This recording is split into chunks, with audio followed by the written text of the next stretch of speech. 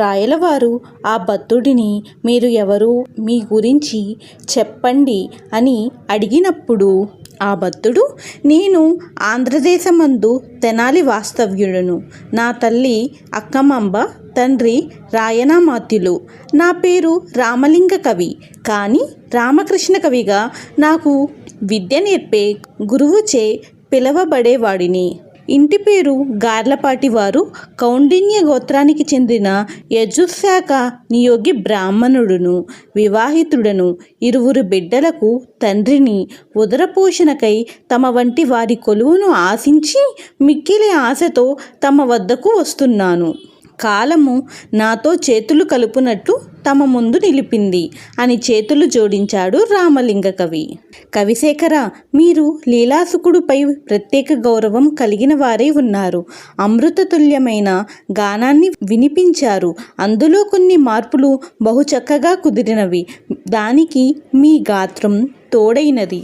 ఓ సార్వభౌమ, నేను పాండురంగ మహత్యమను కావ్యం రాస్తున్నాను. అందులో ఈ శ్లోకం ఇలా సరిచేసి రాశాను. ఆ కావ్యం ఆ పాండురంగని దయతో పూర్తి చేయగలనని నమ్ముతున్నాను.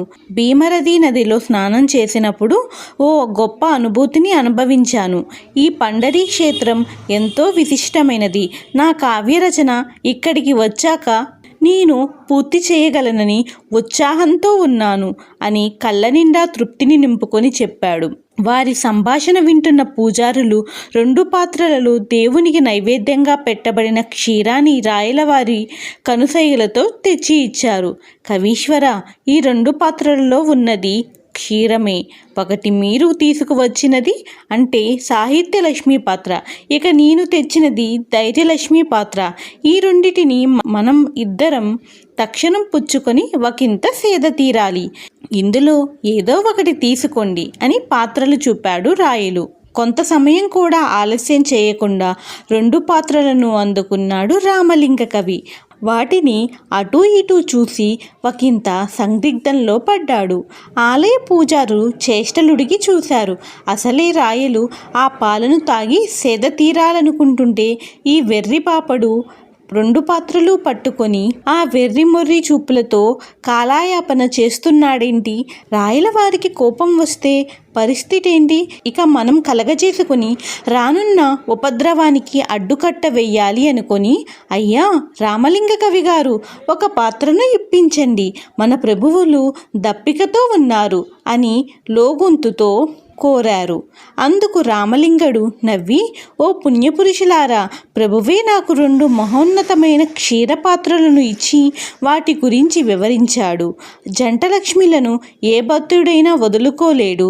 నాకు అవశ్యం ఈ 2 పాత్రలు ఇష్టమైనవి అని 2 పాత్రలను ఎత్తి ఒకదాని తరువాత ఒకటి గడగడా తాగేశాడు. పూజారులు భయభ్రాంతులై చేష్టలుడిగి మరీ చూశారు.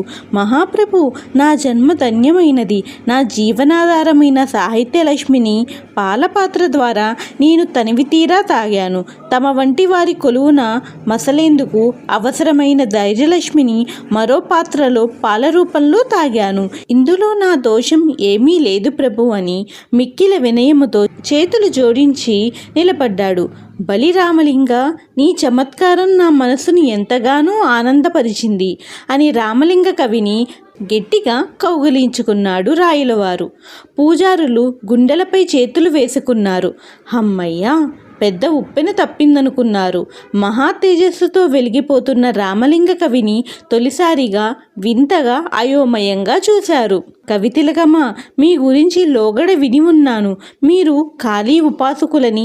ఒకసారి అంబ ప్రత్యక్షమై 2 పాయస పాత్రలు ఇచ్చి ఒకటి ధనము వేరొకటి విద్య ఇచ్చే పాత్రలు, ఇందులో ఏదో ఒకదాన్ని మాత్రమే స్వీకరించు అని ఆ అమ్మ ఆదేశించగా మీరు బాల్య చాపల్యమున ఇక్కడ జరిగినట్లు 2 పాత్రలతో పాయసం స్వీకరించినందున ఆ అమ్మ గ్రహించి హాస్యకవి అవ్వు అని పలికి అంతర్ధానమైందని విన్నాను. నేను ఆ కథ నమ్ముతున్నాను. ఇప్పుడు నా కళ్ళ ఎదుట జరిగినది. నేను లేలేత ప్రాయముందు ఒక యోగి ఉపదేశించిన మంత్రోపదేశంపై ఓ ఖాళీ కాలయంలో కనులు మూసి ఆ మంత్రం జపిస్తూ నిద్రపోయాను. నిద్రలో కూడా ఆ మంత్రం నా పెదవులపై అలా సాగిపోతుంటే ఆ అమ్మ నా తదేక దీక్షకు మెచ్చి నా ఫలభాగమందు కనిపించి మీరు విన్నట్టుగానే పాయస పాత్రలను ఇచ్చింది. ఏదో ఒక్కటి మాత్రమే తాగాల్సిందిగా అమ్మ ఆదేశం ఇచ్చింది. కానీ అంబ ఆదేశాన్ని కాదని రెండిటినీ తాగినందుకు అమ్మ నన్ను కోపంగా 2 పాత్రల యందు పాలను ఎందుకు తాగితివి అని ప్రశ్నించింది. అమ్మ, ఒకటి ధనమన్నావు, మరొకటి విద్య అన్నావు. రెండిటిని వదులుకోలేకపోయాను. ఎందుకో అమ్మ నాపై కోపగించక నవ్వి నీవు హాస్యకవిగా జీవించగలవు అని పలికి అంతర్ధానమైంది. ఒక రకంగా చిన్న శాపానికి గురైతిని అని వినమ్రంగా చెప్పాడు రామలింగడు. శాపమా? ఏమని రాయలు ప్రశ్నించాడు. ప్రభు, ఆ అంబకు ఈ రామలింగ పుత్రుడన్నచో ఎంతో ప్రేమ. అందుకే చిరుకోపంలో కూడా నన్ను ఓ హాస్యకవిగా బతకగలని వరం వంటి శాపం ఇచ్చింది. వాస్తవానికి నా కావ్య రచనల్లో హాస్యంపై ఆధారపడింది లేదు. కానీ అంబ పలుకు ఆ విధంగా ఉంది. మరి మున్ముందు అలానే రాస్తానేమో. మీ కావ్యాలలో కాకపోవచ్చు, కానీ మీ కదలికలు హాస్యాన్ని గుమ్మరిస్తున్నాయి అని రాయలు సంతృప్తిగా నవ్వాడు. పూజారులు చేష్టలుడిగి మరీ రామలింగుని వైపు చూశారు. ప్రభు, తొలికలయికలో తమ యొక్క అభిమానాన్ని పొందాను. నిజంగా నన్ను నేను నమ్మలేకపోతున్నాను. ఈరోజు చాలా ఆనందంగా ఉంది అని రామలింగడు చెప్పాడు.